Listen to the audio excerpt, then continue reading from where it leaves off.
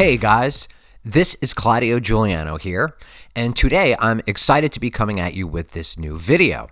Today we are reviewing the 2020 iPad Pro.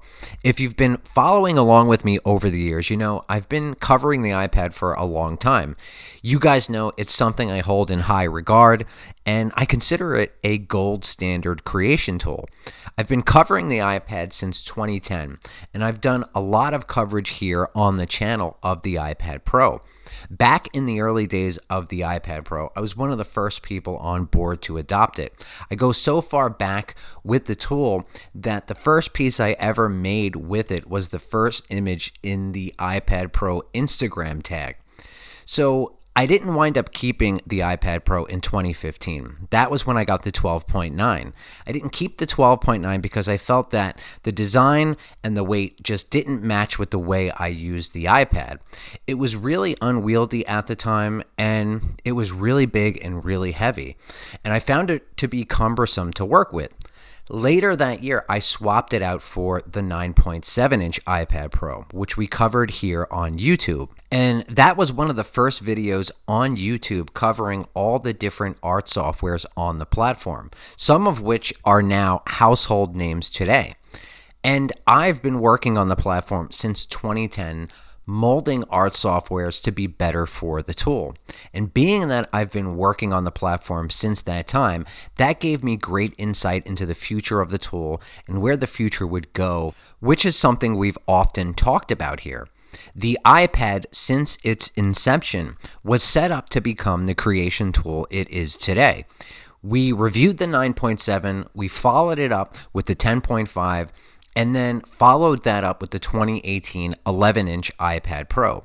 2018 was the iPad Pro's biggest evolution and change, with the introduction of its new design, slim bezels, and the A12X chip, which was a big leap forward in chip design. The A12X was and still is years ahead of its time. And that brings us to here, to the 2020 iPad Pro. This year's machine is an incremental upgrade. We have the same super thin design. It's a little bit more powerful with this new A12Z chip, along with some other improvements to other pieces of the hardware, like the cameras, the microphones, and the speakers. The past year or so, I've been interested in going back to the 12.9 for that larger screen and display aspect ratio. So that's what I went for with the 2020. Today, we will be reviewing the machine from two standpoints. One, coming from the 11-inch 2018 and going to the 12.9 2020. The other will be breaking down what some of the specific improvements are in the 2020 and how this impacts the overall creation experience. And if you should go for the 2020 or save some money and go for the 2018.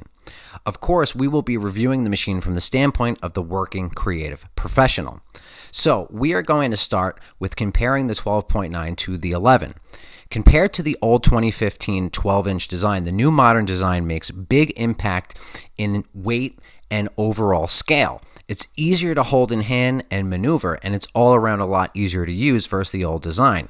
However, it's still quite a bit heavier than the 11-inch. With the 12, you can hold it in one hand in increments, but you can't hold it for hours on end like the 11. The 11 can be held in one hand in both portrait and landscape mode for an extended period of time.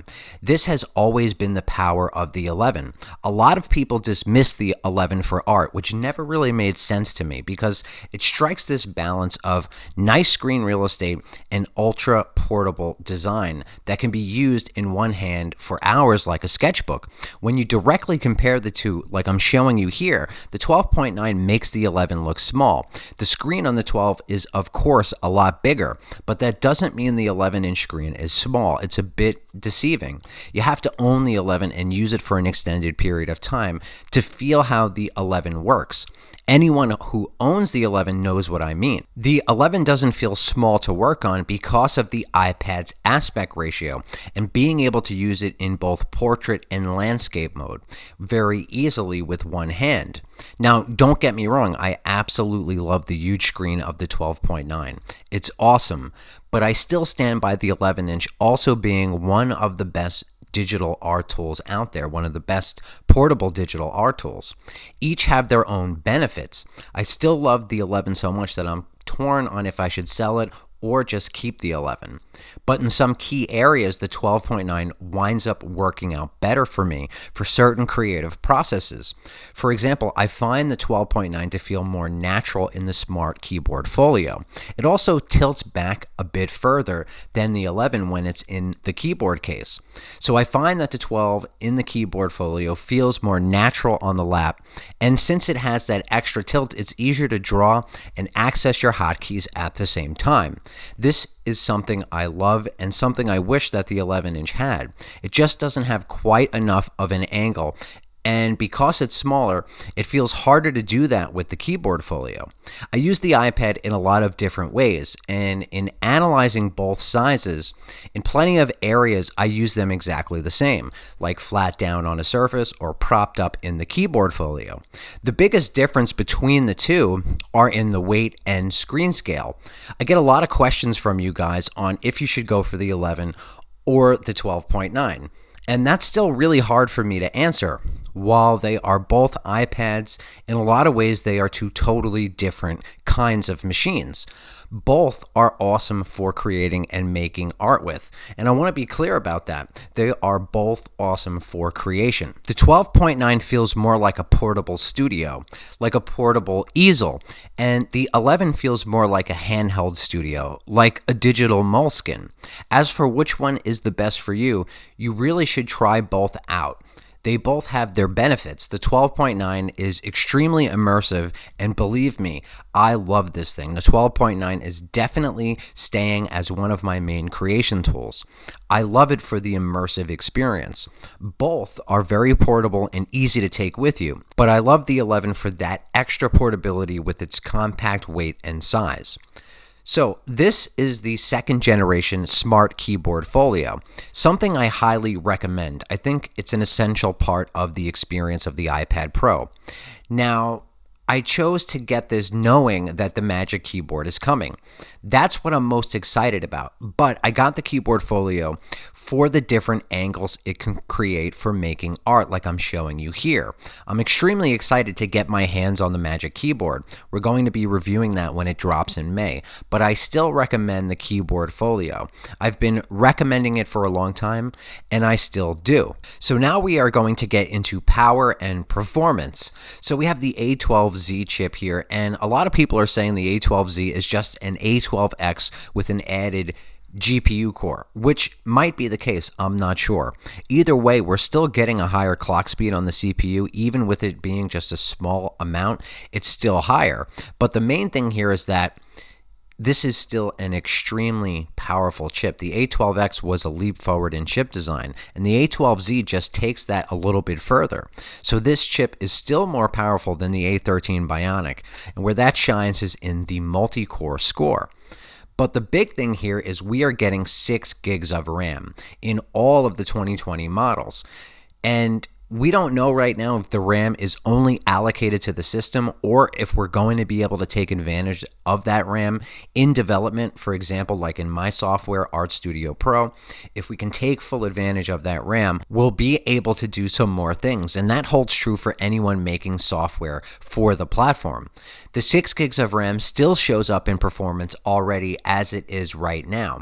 With the 6 gigs of RAM, it also future-proofs the machine, especially for what's going to come in iOS 14 with more multitasking features. Having that extra RAM goes a long way, especially for the 12.9, because it has to push this big screen, a screen that's much larger than the 11. So that also enhances performance. So the chip is still a powerhouse. You can see slight performance boosts here and there, and that's something you're only going to really notice if you really use this machine like I do for large-scale creation. I'm also going to show you how the extra RAM is already making impact with the machine in a little bit. So as we work, things are still super fast. Drawing and illustrating with the 12.9 and the Apple Pencil is really a pleasure. With ProMotion, which is the 120 hertz refresh rate, on this huge panel, it's really something else. I also have to commend Apple on their LCD panel work for the iPad Pro. All the same great display technologies are here. It's a beautiful display with the P3 wide color gamut, the liquid retina screen, and it's really awesome to work with. And while I do have my own software that I create with my team, which is Art Studio Pro, I do still use a variety of other softwares because I'm a digital artist first and foremost. Some of you might know Paperlike is now an official sponsor of the channel. Paperlike is a matte screen protector specially made for artists using the iPad and pencil. It's really awesome and it actually feels like paper or etched glass. Check out the links in the description to grab your Paperlike. I didn't get a chance to get mine on yet, but I'll be putting it on soon. So we're getting great performance in Clip Studio Paint. As you can see, I'm inking here with the ink index and everything is fluid and fast. I'll be dropping the paint and pencil index for Clip Studio Paint this year, so keep a lookout for that. Clip is something I still use a lot, and it's just a great software. I also want to point out that the extra screen real estate of the 12.9 comes in really handy when you want to get into referencing things, when you want to get into multitasking, or use the split screen view. So that's another awesome thing about the 12-inch screen size. We, of course, get awesome performance with my software, Art Studio Pro. We have a major update coming this spring, which is 3.0, and that's why I haven't been able to show you guys anything lately, but we think you're going to really love this update. So there's two areas where the extra RAM is already showing up. For example, in Art Studio Pro, we are getting snappier UI performance and faster read and write speeds with the 6 gigs of RAM, especially when we are working on really big canvases like 36 by 24 at 300 DPI. Another thing I had to test was PaintStorm Studio, my old pals from a while ago. And what I want to show you here next is when we open up PaintStorm, you're going to see that the memory meter is not coming on. PaintStorm's dynamic UI uses a lot of memory, and if you've ever used PaintStorm, you know that memory meter is always in the red. As you can see here, I have a 15 by 15 at 300 DPI open in PaintStorm with all of these other softwares open at the same time, and no memory meter is coming on.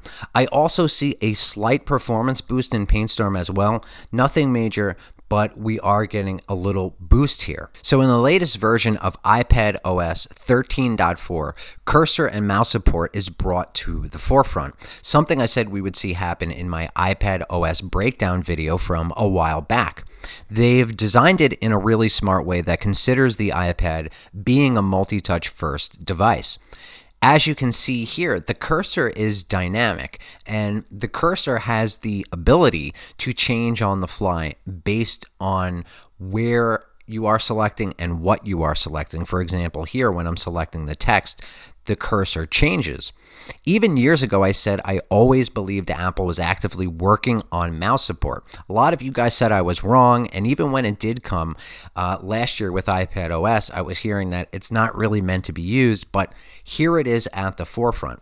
I'm using my Arc Touch mouse, which does have gesture support, but it looks like unofficial mice have some bugs right now with inertial scrolling and rubber banding. I'm most excited to use it with the Magic Keyboard. When you use the cursor on the web, it functions like a normal cursor and it activates hover states and hover actions. Developers will have to update their apps to fully support the cursor and all of its gestures and functions, but right now it works as is in most things. And next, I wanted to give you guys a demo of some different mouse-based design stuff. Here we have Vectornator open, one of my favorite vector creation tools for the iPad Pro. As you can see, we can easily make our selections. You can see we can create shapes. We can use the pen tool with precision. And this is really awesome. And the same holds true also for Affinity Photo and Affinity Designer. And I'm going to give you a little bit of a demo in Affinity Photo now. And we can make these selections with the pen tool, but I think it'll be way better when apps fully support all of the features of the cursor input. And I'm really looking forward to see where developers are able to take it. As a very long time Adobe Illustrator user, I wanted to give you guys a quick sneak peek of Adobe Illustrator for iPad. I'm part of the early beta program, and I'll be giving them a lot of feedback.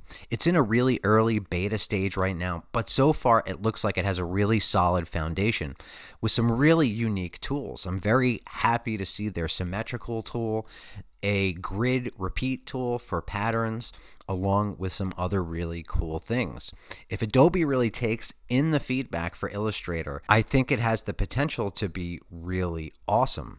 So we'll have to see where things land as the software progresses over time, but so far it has a solid foundation and a really nice simplified user interface. So next I want to switch over to the studio microphones that are built into the iPad Pro so you guys can hear the quality. So we are now switched over to the 5 studio mic array that is built into the iPad Pro. And I have to say, I'm really impressed with it. They're not quite on the level of my Blue microphone, but if I was in a jam and I didn't have my microphones on me, I would be totally fine with using the mics that are built into the iPad. I'll definitely be using these for live streaming and other things.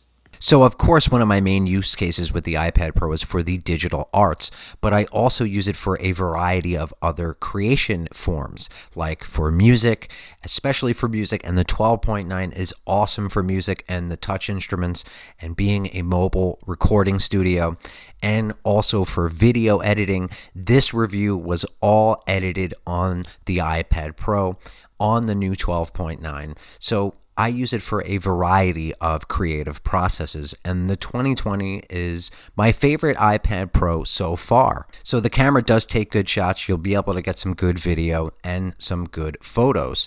In the end, can I recommend the 2020 iPad Pro? Yes, I can. It's certainly my favorite iPad Pro so far. You are getting a little bit more power with the A12Z, extra RAM, better speakers, better cameras, and the awesome microphones. However, at the same time, I wouldn't steer you away from saving money and getting a deal on the 2018. Apple made a big leap forward with the 2018 iPad Pro, and this year they took what they did there and just made it better. In 2020, the iPad Pro is still what I consider a gold standard creative tool. I want to thank you guys for tuning in today. It would be great if you can drop a comment, if you can drop a like, if you can share this video with your friends. We will be back with more coverage of the 2020 iPad Pro soon. Have a great day.